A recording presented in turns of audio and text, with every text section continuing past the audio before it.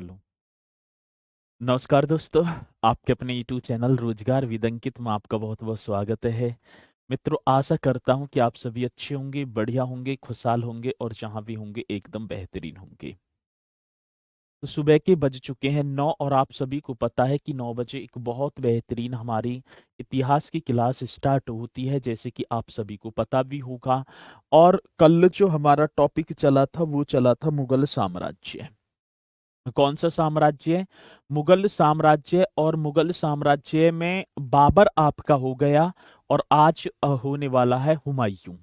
तो एक बार जल्दी से सभी के सभी जुड़ जाएंगे। रवि करण सिंह हमारे साथ हैं, good morning sir ji, good morning. Sandeep Kumar Kespal sir को रायबरेली की धरती से सादर चरण स्पर्श। संदीप जी बहुत बहुत स्वागत है आपका। धनंजय कुमार यूपी के बिजनौर से सुबह का नमस्कार सर जी। तो सुबह की नमस्कार बिजनौर से स्वीकार होगी। कन्हैया अभी हमारे साथ हैं। राम राम गुरु जी, राम राम। धर्मेंद्र सिंह होंगे, करण शर्मा है। ठीक है, तो जल्दी से मनीष गुज्जर, राम राम सर जी। कुमारी हेमलता, पूजा कुमारी, श्याम, तो सभी हमारे साथ यहाँ पर ठीक है ना। और सनी कुमार, जय भीम सर जी, जय भीम। वेद प्रकाश मौर्य भी हमारे साथ हैं, उत्तम जी। तो सभी यहाँ पर जुड़ चुके हैं। और मेरे प्यारों, टॉपिक जो होगा तो टॉपिक की यदि मैं बात करूं मुगल साम्राज्य में, ठीक है, और मुगल साम्राज्य में होने वाला है हुमायूं। तो आप डाल ही देंगे हुमायूं इस तरीके से। आज जो हमारा टॉपिक होगा हुमायूं। मित्रों, 1530 ईस्वी में मुगल बादशाह बाबर की मृत्यु हो जाती है। और बाबर की मृत्यु के बाद उसका जो बड़ा पुत्र है हुमायूं गद्दी पर बैठता है। अब मैं बात किसकी करने जा रहा हूं? हुमायूं की। तो पहले आप जो है हेडिंग डाल देंगे हुमायूं, ठीक है ना। आप सभी हेडिंग डालेंगे क्या सर? तो आप बता रहे होंगे हुमायूं। और ये कब से? 1530 से लेकर 1540 तक गद्दी पर बैठा है। और उसके बाद मतलब कि 2 बार गद्दी प्राप्त हुई है। उसके बाद मेरे प्यारों 1555 से लेकर 1556 ईस्वी तक, ठीक है। मतलब कि 2 बार गद्दी प्राप्त हुई है। कैसे कैसे हुई है तो वो सारी चीजें हम यहाँ पर करते चलेंगे, ठीक है। चलो, तो 1530 से 1540 और 1555 से 1556। मित्रों, बाबर के 4 पुत्र थे।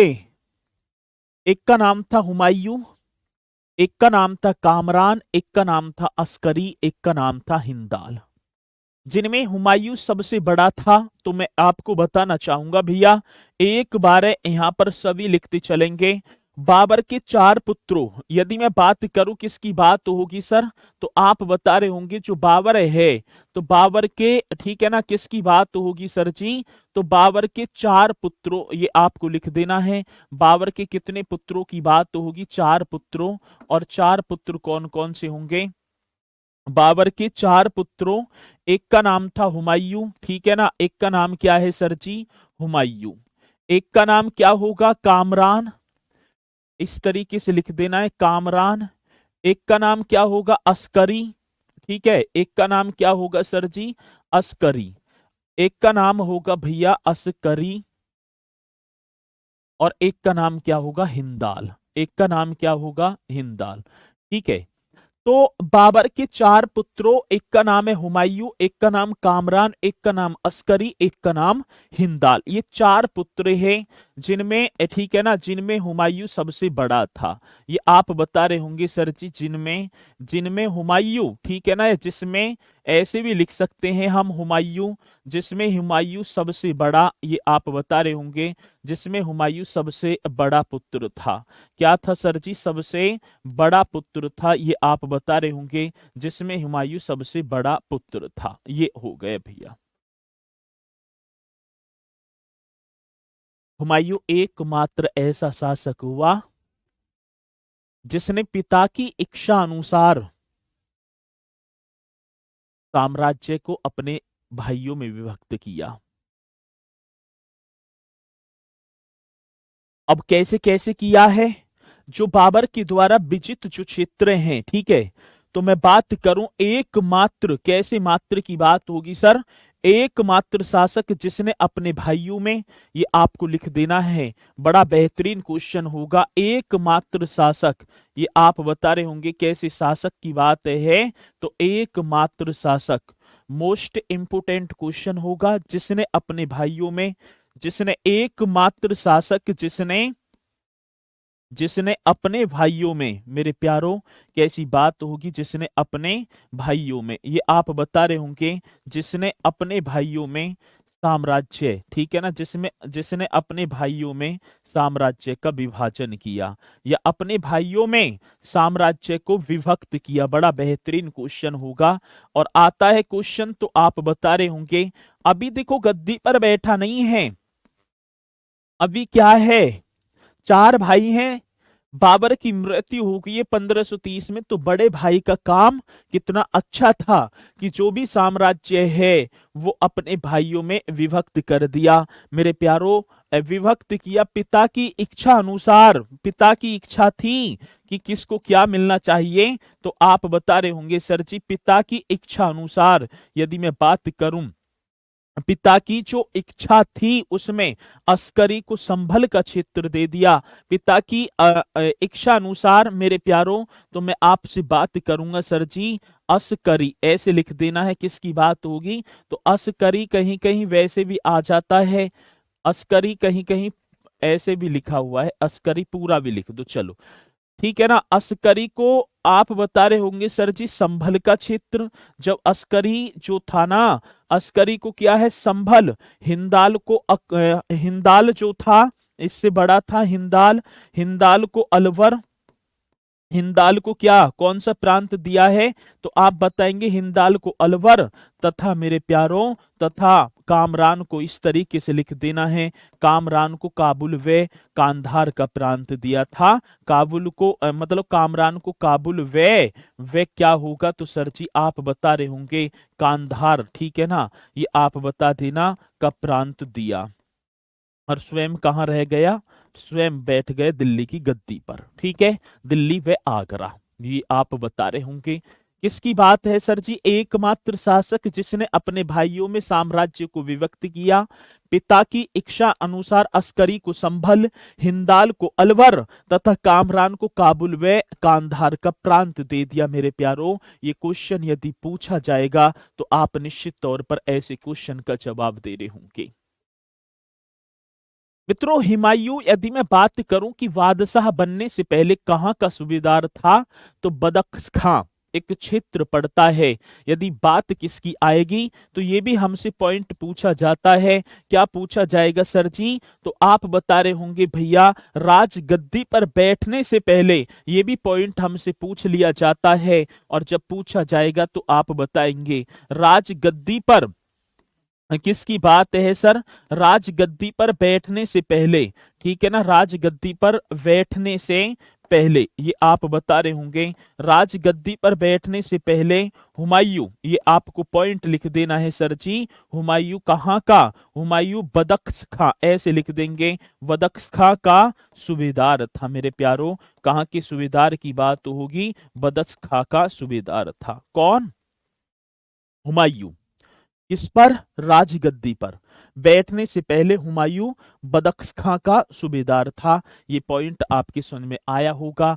अब चलते हैं मेरे प्यारों हुमायूं की तरफ, ठीक है ना सर जी, आंसर को कर लिखो, कब से बोल मतलब कि चलो, तो ये पॉइंट आपके समझ में आया होगा।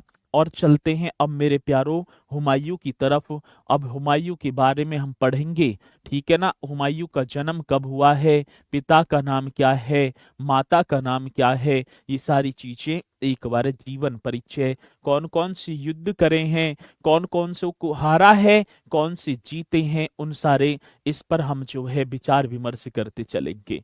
मेरे प्यारों, हुमायूं की यदि मैं जन्म की बात करूं, सर जी जन्म कब हुआ है, तो 6 मार्च 1508 ईस्वी को काबुल में हुमायूं का जन्म हो जाता है। यदि मैं जन्म की बात करूं तो आप बता देना सर, हुमायूं का जो जन्म है तो आप बता रहे होंगे 6 मार्च 1508 ईस्वी को। मेरे प्यारों, कै मार्च की बात है? 6 मार्च की बात होगी 1508 ईस्वी को। ईस्वी को, ठीक है ना, ये आपको बताएंगे। तो 6 मार्च 1508 ईस्वी को काबुल में। तो आप बता देना सर जी कहाँ हो गया? तो आप बता रहे होंगे काबुल में। किसके जन्म की बात कह रहे हो? तो मैं कह रहा हूं भैया, आप कर देना हुमायूं के जन्म की बात होगी। यदि मैं बात करूं इसका मूल नाम क्या था, तो नासिरुद्दीन महमूद या मोहम्मद। यदि मैं बात करूंगा सर, मूल नाम भी आप ही बता देना। यदि क्वेश्चन पूछा जाए कि हुमायूं का मूल नाम क्या था, तो नासिरुद्दीन मोहम्मद इनका मूल नाम हुआ करता था। क्या था सर जी? तो आप बता देना नासिरुद्दीन, इस तरीके से लिख देंगे, नासिरुद्दीन मोहम्मद, ये होगा मूल नाम। कौन सी मोहम्मद की बात है सर? नासिरुद्दीन मोहम्मद। ठीक है, नासिरुद्दीन मोहम्मद क्या होगा सर जी? मूल नाम आप बता रहे होंगे। यदि मैं माता के नाम की बात करूं, आता है क्वेश्चन की माता का नाम क्या होगा? हुमायूं की माता का नाम, तो आप बता देना सर जी माहम अनगा कर देना। क्या? माहम अनगा। बड़ा बेहतरीन क्वेश्चन है और आता है तो आप निश्चित तौर पर बता रहे होंगे। यदि माता के नाम की बात होगी तो आप बता रहे होंगे सर जी माहम अनगा, आप बता देना। पिता का नाम तो सभी को पता ही होगा। यदि मैं आपसे बात करूं सर जी, पिता का नाम, तो पिता का नाम आप बताएंगे सर, पिता का नाम तो बाबर था। ठीक है ना, पिता के नाम की यदि बात होगी तो आप यहाँ पर बाबर छाप देंगे। माता के नाम की बात होगी तो माहम अनगा आप बताएंगे। अब बात आती सर इसका राज्याभिषेक। यदि मुझसे पूछा जाएगा कि हुमायूं का राज्याभिषेक कब हुआ है, अब इसमें भी राज्याभिषेक में भी इस मतलब कि दो डेट दे रखी हैं। कहीं आप देखने को मिलेगा 30 दिसंबर और कहीं होगा 29 दिसंबर। यदि मैं एनसीईआरटी की बात मानूं तो मेरे प्यारों 30 दिसंबर 1530 को इसका राज्याभिषेक होता है। अब राज्याभिषेक कुछ कहेंगे सर जी, राज्याभिषेक क्या होता है? तो जिस दिन मेरे प्यारों शपथ ग्रहण, कहने का मतलब है गद्दी पर बैठा है। तो आप बता देना सर 30 दिसंबर। कै दिसंबर की बात होगी? तो हम बताएंगे 30 दिसंबर 1530 ईस्वी को आगरा में। ठीक है ना, तो कहे 30 दिसंबर 1530 ईस्वी को मेरे प्यारों कहाँ? तो आप बता देना आगरा में। ठीक है, ये आप बता रहे होंगे आगरा में राज्याभिषेक होता है। कहीं कहीं हमें 29 दिसंबर भी मिलेगा। कहाँ? कितना? 29 दिसंबर भी हमें कहीं कहीं देखने को मिलेगा। लेकिन राइट जो होगा वो आपका होगा 28 दिसंबर 1530। ठीक है ना, चलो वर्ड को विग करके लिखिए। अरे भैया, और कितना बड़ा करके लिखूं? चलो, तो ये पॉइंट आपके समझ में आए होंगे बहुत बढ़िया तरीके से। और मैं आशा करूंगा, ठीक है ना, कि पॉइंट, सर जी बाबर के बाद गद्दी पर कौन बैठना चाहता? अरे हुमायूं बैठा बाबर के बाद। चलो, अब यहां तक पॉइंट आपके समझ में आए होंगे। इसी के साथ हेडिंग डालेंगे हुमायूं द्वारा लड़े गए युद्ध। आपको हेडिंग डाल देना है सर हुमायूं द्वारा, किसके द्वारा की मैं बात करूं? हुमायूं द्वारा लड़े गए। हुमायूं द्वारा क्या है सर? लड़े गए, ये आप बताएंगे। लड़े गए युद्ध, हुमायूं द्वारा क्या है सर? लड़े गए युद्ध, ये आप बता रहे होंगे। और मैं आपको एक और बात बताना चाहूंगा, अब धीरे धीरे धीरे धीरे सिलेबस कंप्लीट होने की तरफ है हर सब्जेक्ट से में आपका। ठीक है, तो अपने प्रैक्टिस सेट अब स्टार्ट कर देने हैं आप सभी को। और जितने ज्यादा प्रैक्टिस सेट लगाओगे उतने ही ज्यादा बेनिफिट में रहोगे, ये भी आप नोट कर लेना। जितना ज्यादा प्रैक्टिस सेट होगा उतने ही ज्यादा आप बेनिफिट में होंगे। ठीक है ना, तो प्रैक्टिस सेट अपने जो है स्टार्ट कर देने हैं। कृष्ण कांत गुर्जर जी, क्लास रुक रुक कर चल रही है। तो क्लास कृष्ण जी सही है, लेकिन देख लो कोई तुम्हारे यहाँ जो है नेट में जो है चहिता। सर जी बैठा नहीं, बैठना चहिता था। चहिता, हमारे यहाँ चाह मतलब चहेता, एक तो हुए है अपने माँ बाप को चहेता, ये चहेता कह रहे हो या चाहता कह रहे हो, मेरे तो समझ में यूं ही ना आ रहा। चलो, बाबर के बीवी कितने थी? तो भैया बाबर के तो एक ही बता रखी है, महामनगाभ जो होगी तो उसमें देना रखी। चलो, हुमायूं द्वारा लड़े गए युद्ध, मेरे प्यारो पहले युद्ध की मैं बात करूं तो आप करेंगे सर कालिंचर, ये आपको बताना है किसकी बात होगी, तो हम बताएंगे सर कालिंचर पर आक्रमण। किस पर आक्रमण कर दिया है तो आपको बताना है सर जी कालिंचर पर आक्रमण। मैन लिखवाऊंगा मैं, ठीक है ना। किसकी बात होगी तो 1531 ईस्वी में मेरे प्यारो प्रथम सैनिक अभियान था। कब की बात होगी तो मैं आपको बताऊं 1531 एडी, मतलब एडी का मतलब होगा ईस्वी, 1531 ईस्वी में कालिंचर पर आक्रमण। प्रथम सैनिक अभियान बुंदेलखंड में स्थित कालिंचर के विरुद्ध था। ठीक है, ये प्रथम सैनिक अभियान है। यदि मैं बात करूं सर जी, प्रथम सैनिक अभियान था किसका? हुमायूं का। मोस्ट इंपोर्टेंट क्वेश्चन है, तो आप लिखेंगे प्रथम सैनिक अभियान। अभियान कहां? बुंदेलखंड में स्थित प्रथम सैनिक अभियान, तो आप बता रहे होंगे सर जी कौन से खंड की बात होगी मेरे प्यारो, तो हम बताएं बुंदेलखंड में स्थित मेरे लाडलो। किस में स्थित होगा? तो आप बताएंगे बुंदेलखंड में स्थित। ठीक है, तो प्रथम सैनिक अभियान बुंदेलखंड में स्थित कालिंचर दुर्ग पर था। किस पर? तो आप बताएंगे सर कालिंचर, कालिंचर, एक सेकंड, चलो ठीक है, कालिंचर दुर्ग पर था। क्या किस पर था? दुर्ग पर था। कहने का मतलब है जो पहला जो सैनिक अभियान किसने ना, प्रथम यदि मैं सैनिक अभियान की बात करूं तो बुंदेलखंड में स्थित कालिंचर क्या था? दुर्ग के विरुद्ध था या दुर्ग पर था। कालिंचर के शासक उस समय थे प्रताप रुद्रदेव। मित्रों, प्रताप उस समय कालिंचर के जो शासक थे, या मैं बात करूं कालिंचर दुर्ग पर था, बुंदेलखंड में स्थित जो है कालिंचर दुर्ग में, मतलब कि बुंदेलखंड में है मेरे प्यारो। कालिंचर के शासक थे उस समय की बात होगी, कालिंचर शासक, ठीक है ना। कौन सी शासक की बात है मेरे लाडलो? कालिंचर शासक आप बताएंगे सर प्रताप रुद्रदेव। प्रताप रुद्रदेव, ये आप बता देना, प्रताप रुद्रदेव थे उस समय कालिंचर के शासक। तो कालिंचर शासक प्रताप रुद्रदेव थे। और ये जो अभियान है मेरे प्यारो क्या रहा, तो आप बता देना ये अभियान असफल रहा। कैसा रहा था? असफल रहा। ठीक है, तो मैं आपसे बात करूं कि हुमायूं का प्रथम सैनिक अभियान किसके विरुद्ध था, तो कालिंचर के दुर्ग पर था मेरे प्यारो। और 1531 में ये आक्रमण हुआ। उस समय प्रताप रुद्रदेव कालिंचर के शासक थे। जो एक तरीके से ये जो सैनिक अभियान है ये क्या रहा भैया, तो आप बताएंगे सर जी, ठीक है ना, मतलब असफल रहा।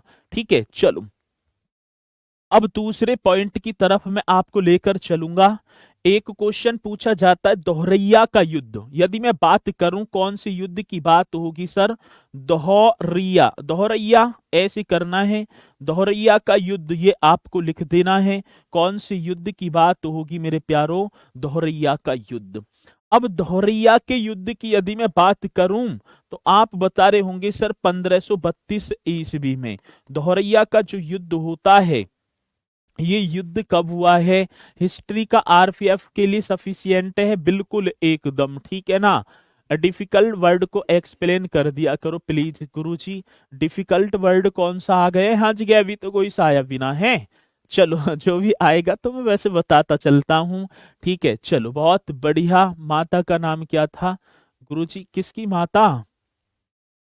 माहम अनगा बता तो रहा हूं मैं।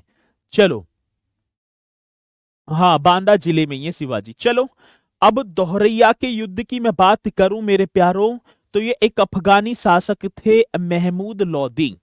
ठीक है, ये जो दोहरैया का युद्ध 1532 ईस्वी में लड़ा गया, तो आप बता देना एक तो अफगानी शासक मेरे प्यारों, कौन से शासक की बात होगी, तो मैं आपको बताऊं अफगानी शासक, शासक का नाम क्या है? महमूद लोदी। इस तरीके से लिख देना है। वे मेरे प्यारो हुमायूं के बीच लड़ा गया था। वह किसके बीच? तो आप बताएंगे सर हुमायूं के बीच। बड़ा बेहतरीन क्वेश्चन है, और ऐसा क्वेश्चन आता भी है निकल कर कि जो है कौन से युद्ध की बात है, तो आप बताएंगे दोहरैया का युद्ध। और दोहरैया का युद्ध किस किस के बीच हुआ है? तो अफगानी शासक महमूद लोदी व हुमायूं के बीच लड़ा गया। और ये दोहरैया जो है ना, ये दोहरैया का जो मैदान होगा, ये उत्तर प्रदेश में मेरे प्यारों गोमती नदी के तट पर अवस्थित है। कौन सी? तो आप बताएंगे सर गोमती नदी। कौन सी नदी की बात होगी? गोमती नदी के तट पर ये स्थित था। और मेरे प्यारों जिसमें विजयी हुमायूं हो जाता है। दोहरैया का युद्ध 1532 में अफगानी शासक महमूद लोदी और हुमायूं के बीच यह युद्ध होता है। ठीक है, आ रही है बात समझ में यहां तक? ठीक है, चलो अब इसी के साथ आगे चलेंगे तीसरे युद्ध की तरफ। अब तीसरा युद्ध कौन सा होगा सर जी? तो आप बताएंगे चुनार का घेरा। जो चुनार का जो दुर्ग है ना, अब मिर्जापुर में पड़ता है ना। तीसरे की बात तो होगी, तो आप बताएंगे सर चुनार का घेरा। जो चुनार है ये मिर्जापुर में, उत्तर प्रदेश के मिर्जापुर में पड़ता है। और चुनार का घेरा यदि मैं बात करूं तो आप बता रहे होंगे सर 1532 ईस्वी में। ठीक है ना, 1532 में चुनार का घेरा हो जाता है। और ये बनारस के निकट, ठीक है ना, मैं बात करूं, ये चुनार जो ना मिर्जापुर में पड़ता है। सर माहम अनगा तो अकबर की सेनापति खान बाबा की पत्नी थी। धाय माँ थी अकबर की। हुमायूं की जो ठीक है ना माता है ना माहम अनगा, वे थी धाय माँ। उन्होंने पेटीकोट शासन भी चलाया 1560 से 1562 तक। बैरम खां की पत्नी नहीं थी। चुनार का घेरा मैं बात करूं तो 1532। अब ये मैं बताऊं, ये बनारस के निकट पर, बनारस के निकट है चुनार का घेरा। तो आप बताएंगे सर जी बनारस के निकट, ठीक है ना, किसके निकट की बात होगी? तो मेरे प्यारों आप बता रहे होंगे सर जी बनारस के निकट। ठीक है, बनारस के निकट चुनार। चुनार का जो किला था, चुनार पर अधिकार कर लिया, चुनार पर अधिकार। ठीक है ना, चुनार पर क्या कर लिया है मेरे प्यारों? चुनार पर अधिकार कर लिया। ये बनारस के निकट था। किसके कर लिया? किसके निकट था सर जी? तो आप बताएंगे बनारस के निकट चुनार का जो किला है अधिकार कर लिया। पूर्वी भारत के द्वार के रूप में विख्यात था। उस समय चुनार को जो है ना पूर्वी भारत का द्वार कहा जाता था। ठीक है, बनारस के निकट इस तरीके से लिखेंगे, चुनार पर अधिकार कर लिया। और ये चुनार जो था, ठीक है ना, यदि मैं बात करूं ये चुनार की बात होगी, तो आप बताएंगे यह है पूर्वी भारत। कौन सी भारत की बात है मेरे प्यारो? तो आप बताएंगे सर जी पूर्वी भारत, इस तरीके से लिख देना है, पूर्वी भारत के द्वार के रूप में, पूर्वी भारत के द्वार, द्वार के रूप में विख्यात था। किसके रूप में? द्वार के रूप में विख्यात था, ये आपको बताना है। पूर्वी भारत के द्वार के रूप में विख्यात था, ऐसा क्वेश्चन आएगा तो आप निश्चित तौर पर बता रहे होंगे। बनारस के निकट चुनार पर अधिकार कर लिया, और ये पूर्वी भारत के द्वार के रूप में विख्यात था। क्या? चुनार का घेरा। और भी काफी युद्ध लड़े हैं, लेकिन मेरे प्यारों 26 जून की बात होगी 1539 ईस्वी में एक युद्ध हो जाता है जिसका नाम था चौसा का युद्ध। अब एक अफगानी शासक जिसका नाम था शेर खां, अपनी शक्ति को समेकित करने के बाद मेरे प्यारों, ठीक है ना, कहा अब आक्रमण करने आ रहा है? दक्षिणी बिहार से। किस तरफ? तो आप बता रहे होंगे सर जी आगरा की तरफ। एक युद्ध हो जाता है। ठीक है, अब एक युद्ध की यदि मैं बात करूं सर, युद्ध आप बता रहे होंगे चौसा का युद्ध, जो इतिहास में सबसे ज्यादा इंपोर्टेंट है। और आपने जन कितनी बार पढ़ा होगा। कौन सी युद्ध की यदि मैं बात करूं तो आप बता रहे होंगे सर जी चौसा का युद्ध। बड़ा सुंदर सा क्वेश्चन होगा। और जब मैं पूछूं तो आप बताएंगे सर 26 जून की बात होगी, और वर्ष कौन सा होगा? 1539 एडी होगा। ठीक है, मतलब कि चौसा के युद्ध की बात है। और यदि मैं बात करूं किस किस के बीच हुआ है, तो आप बता रहे होंगे सर जी शेर खां, ये आपको लिख देना है, शेर खां व हुमायूं के बीच। शेर खां व हुमायूं के बीच, हुमायूं के बीच इस तरीके से लिख देना है। शेर खां व हुमायूं के बीच यह युद्ध लड़ा गया और जिसमें मेरे प्यारो हुमायूं पराजित हो जाता है। हुमायूं क्या हो गया, तो हम बताएं सर जी, शेर खां व हुमायूं के बीच ये लड़ा गया और आपको बता देना है भैया इस युद्ध में, ठीक है ना, शेर खां क्या हो जाता है, विजयी हो जाता है, हुमायूं क्या हो जाता है, इसमें पराजित हो जाता है। इस चौसा की बात करूं तो ये कर्मनासा नदी के तट पर स्थित था। ये चौसा का जो मैदान है ये भी हमसे पूछा जाता है सर कौन सी, कर्मनासा, कर्मनासा नदी के तट पर, नदी के तट पर स्थित था। नदी के तट पर ये आपको बताना होगा सर जी, कर्मनासा जो था किसके, कर्मनासा नदी के तट पर स्थित था और कौन था सर, आप बता रहे होंगे चौसा का जो मैदान था। मित्रों, शेर खां ने हुमायूं को पराजित करके पहले तो शेर शाह की उपाधि धारण की है, और शेर शाह की उपाधि मतलब तो धारण तो कर ही ली है। और इस युद्ध की यदि मैं बात करूं तो हुमायूं एक निजाम था, मतलब कि निजाम नामक भिस्ती की सहायता से बड़ी मुश्किल से गंगा नदी को पार कर पाया है, लेकिन यहीं खत्म कर देता इसको, क्या यहीं पर खत्म हो जाता, कौन भैया, तो आप बता रहे होंगे सर जी हुमायूं, हुमायूं यहीं पर खत्म हो जाता, नहीं। चलो अब इसी में लिखें, इस युद्ध में हुमायूं क्या हो गया, पराजित हो गया भाई। अब मैं लिख दूं इसी में, युद्ध जीतने के बाद शेर खां ने, इसी में बात करूं तो आप लिखेंगे सर जी क्या जीतने के बाद है, तो मेरे प्यारो आप बता रहे होंगे सर युद्ध जीतने के बाद, ये आपको लिखना है, युद्ध क्या करने के बाद, युद्ध जीतने के बाद, बड़ा सुंदर सा क्वेश्चन होगा, युद्ध जीतने के बाद, बाद शेर खां ने, ठीक है, अभी शेर खां ही था, तो आप बताएंगे युद्ध जीतने के बाद शेर खां ने शेर शाह की उपाधि धारण की थी। कौन सी उपाधि मेरे लाडलो, तो आप बताएंगे शेर शाह की उपाधि धारण की थी, शेर शाह की उपाधि, तो आप लिख देना धारण की थी, धारण की थी। बड़ा सुंदर सा क्वेश्चन है, जब धारण तो कर ली है, उपाधि क्या कर ली भैया, धारण कर ली। इस युद्ध में हुमायूं बड़ी मुश्किल से, ठीक है ना, इस युद्ध में हुमायूं बड़ी मुश्किल से एक निजाम नामक भिस्ती की सहायता से गंगा नदी को पार कर पाया। ये आप बता रहे होंगे बहुत बढ़िया तरीके से, चौसा पड़ेगा बिहार में, ठीक है ना। चलो जी, कौन सा प्रैक्टिस सेट लें सर जी झारखंड पुलिस के लिए, तो भैया अभी तो यदि मैं बात करूं मॉक टेस्ट चल रहे हैं उन्हें भी करना है, तो गूगल पे एक बार सर्च कर लेना, जो भी तुम्हें उचित लगे उसे ले लेना, ठीक है ना। मैदान छोड़कर भागता है, चलो, हाँ मैदान छोड़कर ही भाग गया।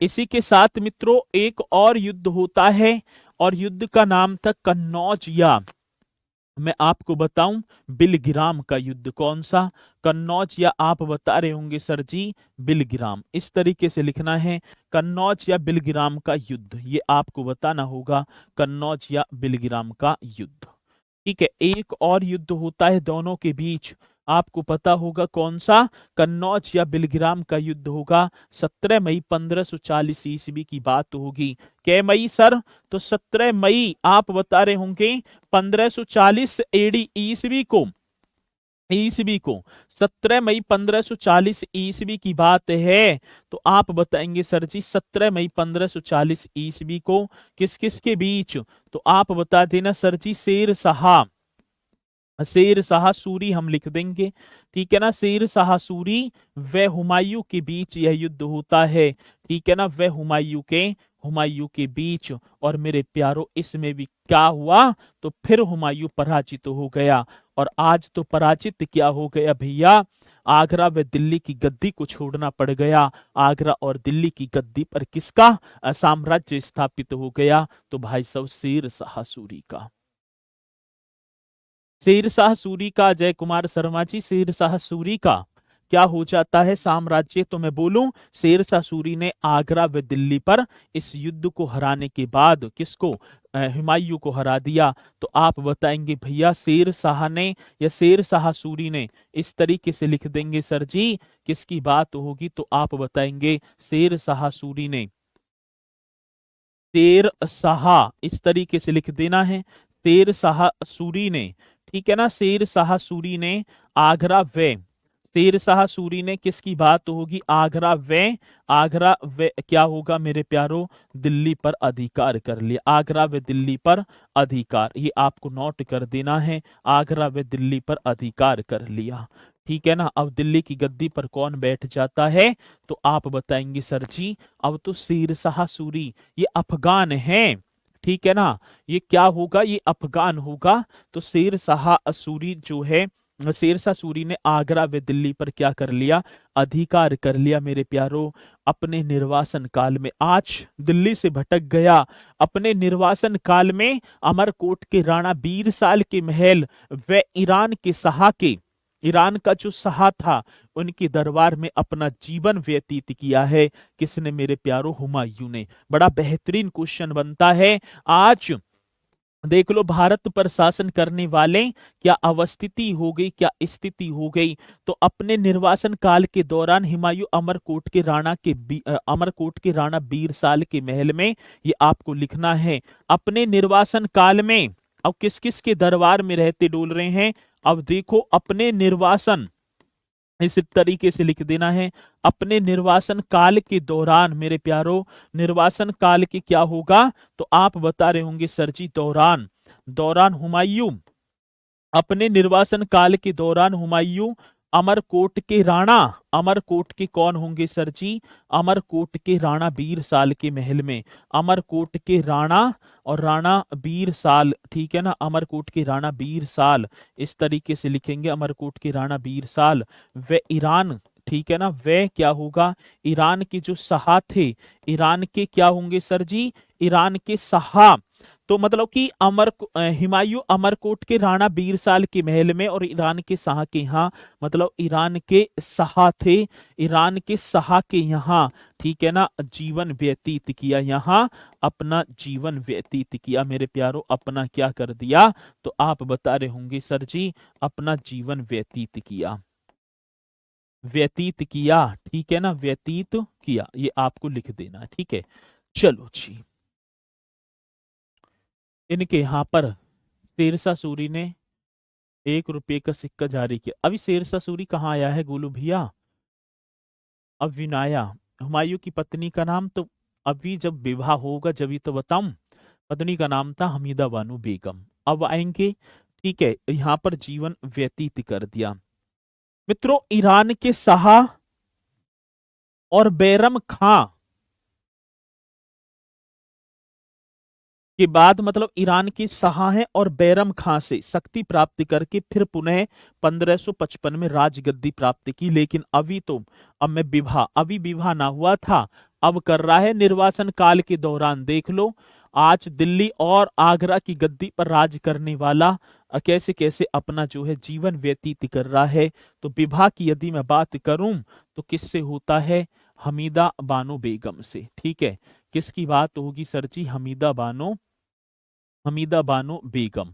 और कब होता है, 1541 ईस्वी में। हमीदा बानो बेगम, तो एडी आप कर देंगे 1541 ईस्वी में। विवाह 1541 में हमीदा बानो बेगम।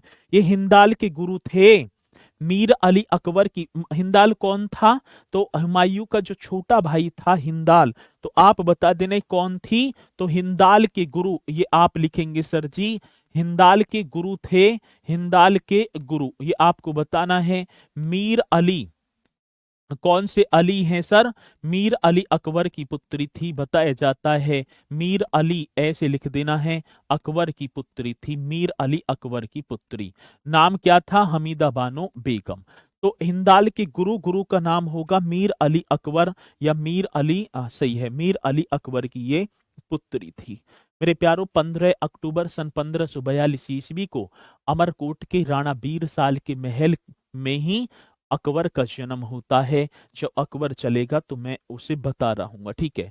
अब अकबर, हुमायूं द्वारा पुनः राज्य की प्राप्ति कैसे कैसे होती है, ये लिख हेडिंग डालेंगे। हुमायूं द्वारा, आप सभी को हेडिंग डाल देनी है। हुमायूं द्वारा, किसके द्वारा सर जी, हुमायूं द्वारा पुनः पुनः राज्य की प्राप्ति, हुमायूं द्वारा पुनः राज्य की प्राप्ति, इस तरीके से आप हेडिंग डाल ले होंगे, हुमायूं द्वारा पुनः राज्य की प्राप्ति। अब पुनः राज्य कैसे कैसे प्राप्त होता है, ये सारी बात हम यहाँ पर पढ़ रहे होंगे। हुमायूं द्वारा पुनः, हाँ, हुमायूं द्वारा पुनः किसकी प्राप्ति की बात करूंगा मैं, राज्य की प्राप्ति। मित्रों, एक मच्छीबार का युद्ध होता है। कौन से युद्ध की बात है भाई, युद्ध लड़ लड़ के ही तो आएगा। कौन से युद्ध की बात होगी सर, आप बता रहे होंगे मच्छीवार का युद्ध।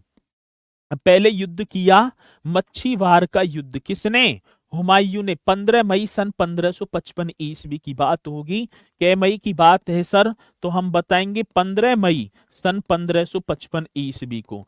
15 मई सन 1555 एडी, एडी बोलूं तो ईस्वी को किसका, मच्छीवार का युद्ध होता है। हुमायूं व अफगान सरदार था नसीब खां व बरतार खां, ठीक है ना। किस किस के बीच होता है, हुमायूं व इस तरीके से लिखेंगे सर जी, हुमायूं व अफगान सरदार, कौन से सरदार की बात होगी सर, अफगान सरदार। ये आपको लिख देना है, अफगान सरदार था, एक नाम था नसीब खां। कौन से खां की बात होगी, नसीब खां व मेरे प्यारो वरतार खां, ऐसे कर देना वरतार खां, ठीक है ना। अब इसमें विजयी कौन हो जाता है, तो आप बताएंगे सर जी हुमायूं विजयी हो गया। कौन से युद्ध में, मच्छीवार का जो युद्ध है मेरे प्यारो, ये लुधियाना, अब मच्छीवार जो पड़ता है ना, लुधियाना से लगभग 16 मील पूरब में सतलज नदी के पार अवस्थित था, जो मच्छीवार के युद्ध को विजयी होकर अब धीरे धीरे भारत की तरफ जो है प्रस्थान कर रहा है, ठीक है ना। चलो, अब मैं बात करूं मच्छीवार का युद्ध जो होगा लुधियाना में लगभग 16 मील पूर्व में, ठीक है ना। ये मैं आपको बताऊं सर जी, लुधियाना में किसकी बात होगी मेरे प्यारो, तो आप बता रहे होंगे लुधियाना में लगभग लगभग 16 मील, लगभग कितने मील की बात है, 16 मील पूरब में, ठीक है ना, पूर्व में, ठीक है। ये जो मच्छीबार का है, लुधियाना पंजाब में पड़ता है, 16 मील सतलज नदी के किनारे, ठीक है। 16 मील पूरब में सतलज नदी के किनारे क्या होगा मेरे प्यारो, सतलज नदी के किनारे, सतलज नदी के किनारे, ये आप बता रहे होंगे सतलज नदी के किनारे मच्छीवार नामक स्थान पर, किनारे कौन से स्थान पर, तो आप बताएंगे मच्छीवार नामक स्थान पर, मच्छीवार नामक स्थान पर। आ रही है बात समझ में। तो मच्छीवार के युद्ध की यदि मैं बात करूं, 15 मई 1555 ईस्वी को हुमायूं व अफगान सरदार नसीब खां व वरतार खां के बीच ये युद्ध होता है, ठीक है ना। किसके बीच, वरतार खां विजयी हुमायूं, ये मच्छीवार लुधियाना से 19 मील होना चाहिए भाई, 19 मील करना है, 19 मील, ठीक है ना, पूरब में सतलज नदी के किनारे मच्छीवार नामक स्थान पर 19 मील कर देना है। आगे बात समझ में। हाँ, सरहिंद का युद्ध भी होगा, आ रहा है अगला। एक है सरहिंद का युद्ध, 22 जून 1555 को हुआ। एक युद्ध और होता है सर, और उस युद्ध का नाम था सरहिंद का युद्ध। बड़ा बेहतरीन क्वेश्चन होगा। एक मच्छीवार का युद्ध हुआ पहले, और इसी के बाद होता है सर जी सरहिंद का युद्ध, ठीक है। कौन से युद्ध की बात कर रहे हैं, सरहिंद का युद्ध यदि मैं बात करूं, तो आप बताएंगे सर ये युद्ध जो होता है 22 जून की बात होगी, और वर्ष कौन सा होगा, 1555 एडी होगा, ठीक है ना, 1555 ईस्वी होगा, ये आपको बताना है।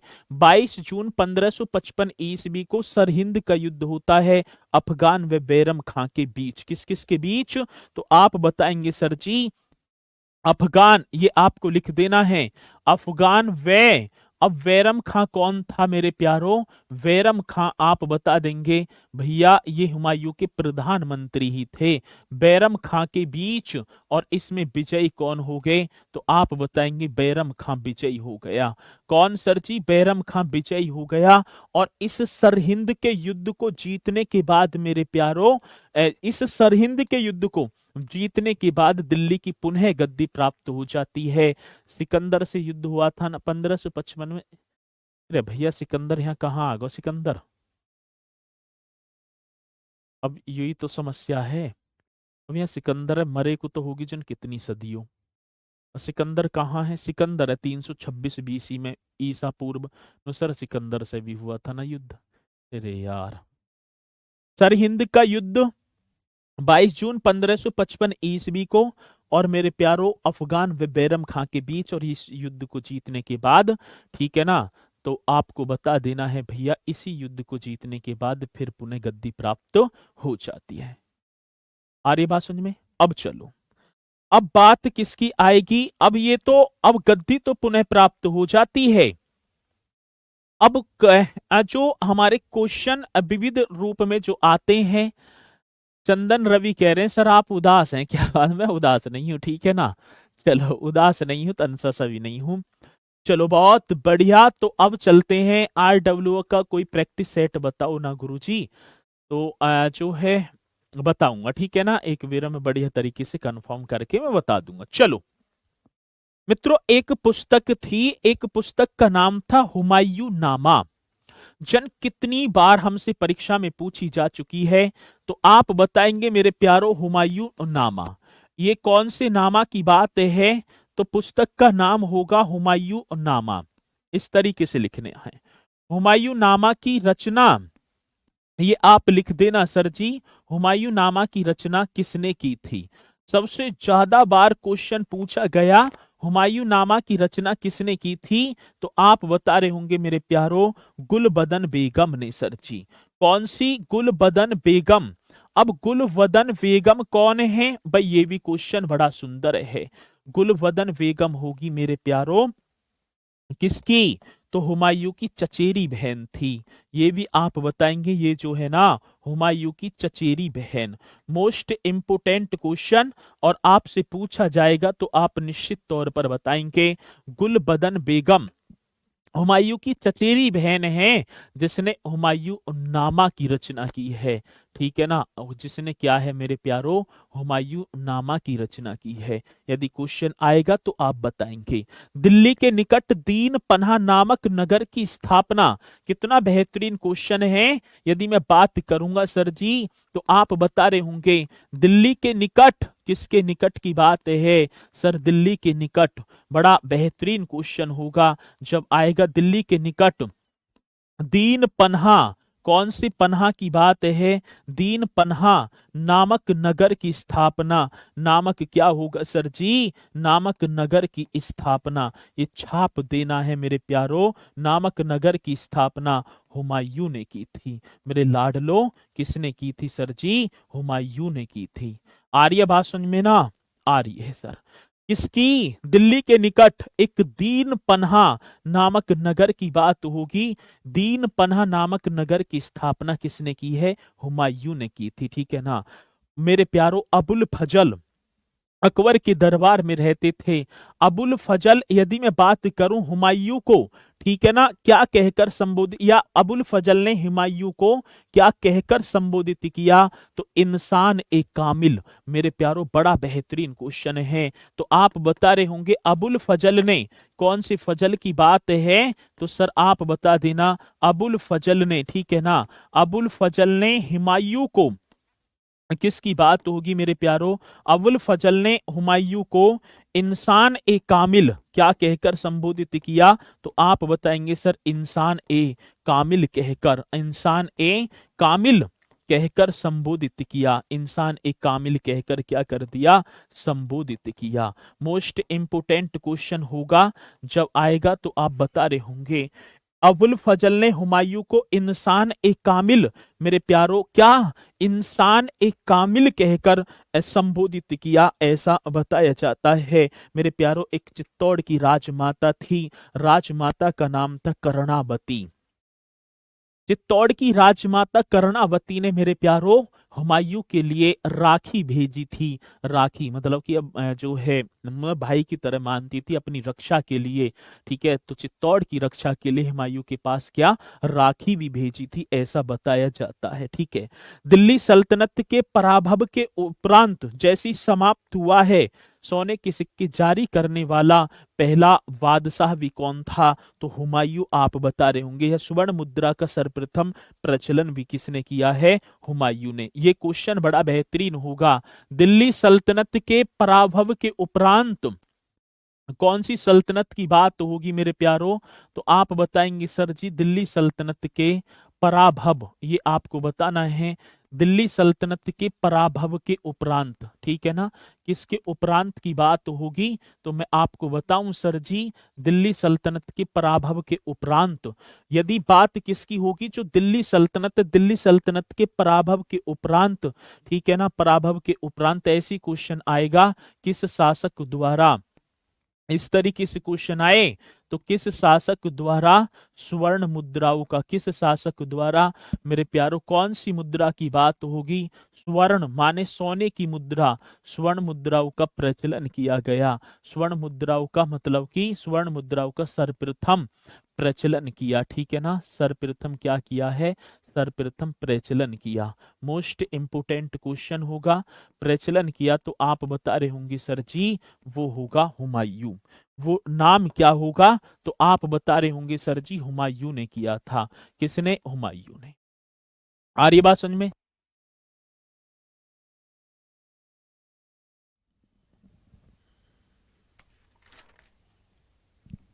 चलो बहुत बढ़िया, शाबाश। कह रहे हैं सर जी इंसान एक कामिल, मतलब कि इंसान एक कामिल। अब बोलेंगे ना एक जो इंसानों के लिए कामयाब जो व्यक्ति होगा, इंसानों के हित में सोचने वाला, पुनः राजगद्दी प्राप्त की, ठीक है ना, तो इंसान एक कामिल जो है बोला है, ठीक है, किसने? अबुल फजल ने। तो दिल्ली सल्तनत के पराभव के उपरांत किस शासक द्वारा स्वर्ण मुद्राओं का सर्वप्रथम? तो आप हुमायूं बताएंगे मेरे प्यारो। 1556 ईस्वी की बात है। शेर ए मंडल दीन पन्हा नामक नगर इस सीढ़ियों से गिरकर हुमायूं की क्या हो जाती है? मृत्यु हो जाती है। तो यदि मैं इसकी मृत्यु की बात करूं तो शेर मंडल जो होगा ना, वो पुस्तकालय था, ठीक है ना। ये कहाँ पड़ता था? तो दीन पन्हा में। 1556 ईस्वी की बात होगी। कब की बात है? तो सर हम बता रहे होंगे 1556 ईस्वी को, एडी को, 1556 एडी को शेर मंडल। कौन सा मंडल की बात होगी मेरे प्यारो? इस तरीके से आप लिखेंगे। 1556 एडी को जो मतलब दिल्ली में शेर मंडल, मतलब कि पहले लिखना है दिल्ली। 1556 ईस्वी को दिल्ली में, 56 ईस्वी को किसकी बात होगी मेरे प्यारो? दिल्ली में, ठीक है ना, ये आपको बताना है। दिल्ली में शेर मंडल, ठीक है ना, कौन सा? शेर मंडल पुस्तकालय था। शेर मंडल पुस्तकालय, पुस्तकालय, पुस्तकालय की सीढ़ियों से गिरकर, किससे गिरकर? तो आप बता रहे होंगे सीढ़ियों से, सीढ़ियों से गिरकर। बड़ा बेहतरीन क्वेश्चन है। गिरकर किसकी मृत्यु हो जाती है? तो आप बता रहे होंगे सर जी ये हो जाती है हुमायूं, ऊंचे टीले पर। हाँ, आ रही है बात समझ में? तो जो है किसकी मृत्यु हो जाती है? तो आप बताएंगे हुमायूं। अब इसी के साथ हम हेडिंग डाल रहे होंगे। ये हमने हुमायूं पढ़ा है बहुत बढ़िया तरीके से, एक एक पॉइंट, और मैं आशा करूंगा कि हर पॉइंट आपकी समझ में आया होगा। चलो जी, अब इसी के साथ यदि मैं बात करूं, एक जो है द्वितीय अफगान राज्य, मतलब कि शेरशाह सूरी, आप हेडिंग डालेंगे।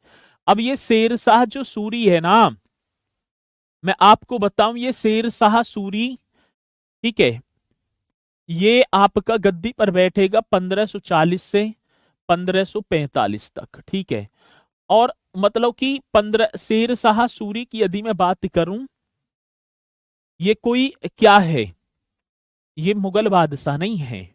ये क्या है? ये द्वितीय अफगान है। मतलब कि यदि बात की जाएगी सर जी द्वितीय अफगान राज्य, इस तरीके से आपको डाल देना है। कौन से अफगान राज्य की बात करूं?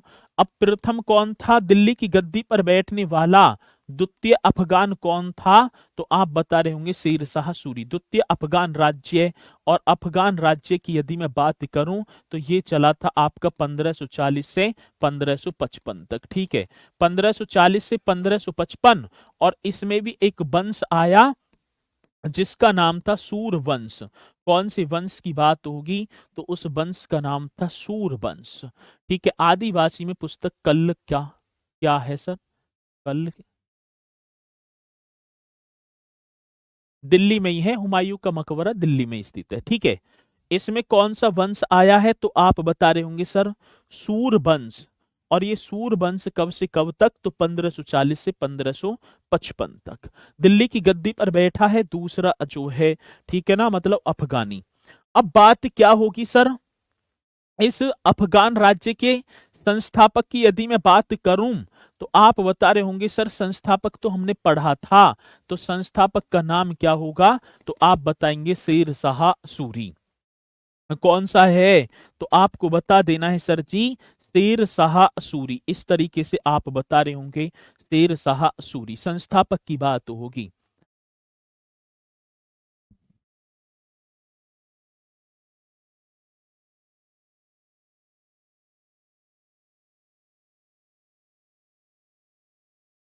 चलो भाई ठीक है, शेर शाह सूरी।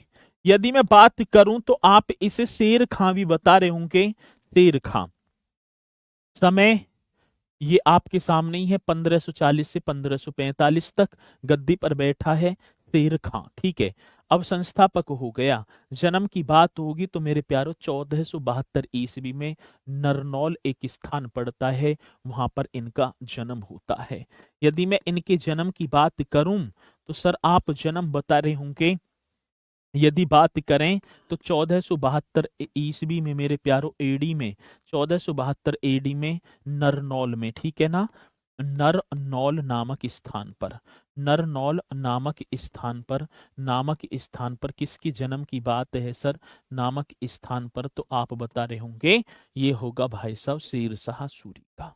पिता का नाम, पहले मैं बात करूं उपाधि, इनकी उपाधि की बात होगी तो आप बता रहे होंगे सर जी उपाधि तो इन्होंने शेर खां की उपाधि धारण की थी। कौन सी? तो एक ही बार में शेर का वध कर दिया था, शेर खां की उपाधि धारण की। और जो किसने? बहार खा लोहानी ने दी थी, ठीक है। बहार खा लोहानी, ये आप लिख देना है, किसने प्रदान की थी? बहार खा लोहानी ने प्रदान की थी। इनके पिता के नाम की यदि मैं बात करूं, ये उपाधि शेर खां की किसने दी है? तो बहार खां लोहानी ने प्रदान की, ठीक है। पिता का नाम यदि हमसे पूछा जाएगा हसन खां, ये भी आप बता रहे होंगे सर जी, यदि मुझसे पूछा जाएगा पिता का नाम, 2 कप ले लियो पिता का नाम क्या होगा? तो आप बताएंगे सर हसन खां। कौन से खां की बात होगी? तो हम बताएं सर पिता का नाम था हसन खां, ठीक है। चलो भैया, और समकालीन कवि यदि मैं बात करूं इनके समकालीन, एक और क्वेश्चन बड़ा बेहतरीन है। यदि क्वेश्चन आए कि समकालीन कवि कौन था, तो मलिक मोहम्मद जायसी। जन कितनी बार पूछा गया, पद्मावत की रचयिता मलिक मोहम्मद जायसी। मलिक मोहम्मद, ये आपको बताना है, मलिक मोहम्मद जायसी, ठीक है। कौन सी जायसी की बात है? मलिक मोहम्मद जायसी। और ये कौन होंगे सर जी? इन्होंने एक रचना लिखी है, एक रचना होगी पद्मावत। आपने पढ़ा भी होगा पद्मावत की रचयिता तो मलिक मोहम्मद जायसी होंगे, ठीक है। राज्याभिषेक और इनका कर देंगे, और फिर हम कल से यहां से स्टार्ट करेंगे। यदि राज्याभिषेक की बात होगी सर, राज्याभिषेक आप कर देना 10 जून 1540 ईस्वी को आगरा में। कै जून की बात है सर? तो आप बता देना 10 जून, ठीक है। ये आप बता रहे होंगे 10 जून 1540 ईस्वी को, एडी को, ठीक है ना, 10 जून 1540 ईस्वी को आगरा में इनका हो जाता है राज्याभिषेक। और यहाँ से करेंगे हम कल शेर शाह सूरी को। सर झारखंड जी के पढ़ना पड़ेगा क्या? और पढ़ना ना पड़ेगा, मैं ही पढ़ाऊंगा। चलो, तो इसी के साथ मित्रों कल मिलते हैं। हल्दी घाटी का युद्ध भैया आगे आएगा, ठीक है। चलो, तो सभी को बहुत बढ़िया से जो है करना है सर जी आपके तूने कहा अच्छा सौभाग्य कब प्राप्त होगा, जब सिलेक्शन होगा। ठीक है मनीष गुज्जर जी, जब सिलेक्शन होगा तब मिलेंगे बहुत बढ़िया तरह, तब खुशी अलग होगी। तो इसी के साथ मित्रों मैं अपनी वाणी को दूंगा विराम। तो सभी बोलेंगे सर जी जय हिंद जय भारत।